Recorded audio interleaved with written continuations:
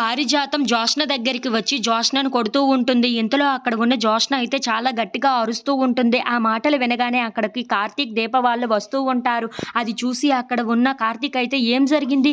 ఎందుకు మా మేడం గారు ఎందుకు ఇలా అరుస్తున్నారు గట్టిగా అని చెప్పేసి అయితే అడుగుతూ ఉంటాడు.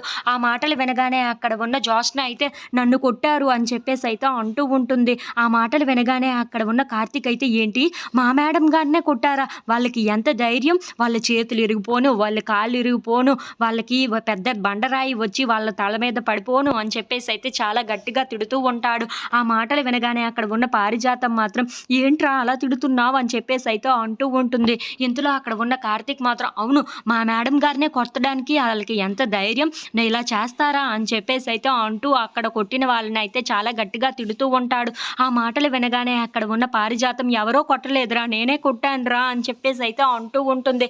ఆ మాటలు వినగానే అక్కడ ఉన్న పారిజాతం వైపు చాలా కోపంగా చూసి ఏంటి మా మేడంనే కొట్టడానికి నీకు ఎంత ధైర్యం, ఇలా చేస్తావా అని చెప్పేసి అయితే అంటూ ఉంటాడు. ఆ మాటలు వినగానే అక్కడ ఉన్న పారిజాతం మాత్రం మరి లేనిపోని నిందలు వేస్తే ఇలానే చెయ్యాలి కదా అని చెప్పేసి అయితే అంటూ ఉంటుంది. ఇంతలో శివనారాయణ అక్కడికి వచ్చి ఏంటి నిందలు అంటున్నారు, మళ్ళీ ఏం గోల మొదలు పెట్టారు అని చెప్పేసి అయితే అడుగుతూ ఉంటాడు. ఆ మాటలు వినగానే అక్కడ ఉన్న శివనారాయణ వైపు చూసి కార్తీక్ అయితే ఇదిగో మా పెద్ద మేడం గారిని ఇలా చాచి పెట్టి అని చెప్పేసి అయితే అంటూ ఉంటాడు. ఆ మాటలు వినగానే అక్కడ ఉన్న పారిజాతం మాత్రం రే నువ్వు ఆపరా, ఎందుకురా అన్ని విషయాలు బయట పెడతావా అని చెప్పేసి అయితే అంటూ ఉంటుంది. ఆ మాటలకి అక్కడ ఉన్న శివనారాయణ మాత్రం అసలు ఏం జరిగింది, ఎందుకు మళ్ళీ గొడవ పెట్టారు బయటకు వచ్చి అని చెప్పేసి అయితే అడుగుతూ ఉంటాడు.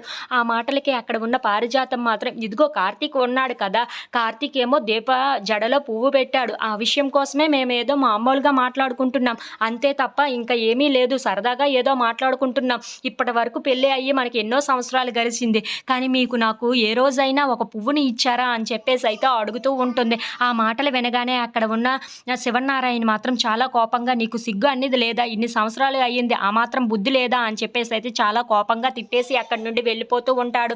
ఇంతలో అక్కడ ఉన్న కార్తీక్ మాత్రం మా తాతయ్య చెవులో పెద్ద కాలీఫ్లవరే పెట్టావు కదా, ఇక్కడ జరిగింది వేరు ఇక అక్కడ చెప్పింది వేరు అని చెప్పేసి అయితే అనుకుంటూ చాలా నవ్వుకుంటూ ఉంటాడు. If you like this video please subscribe.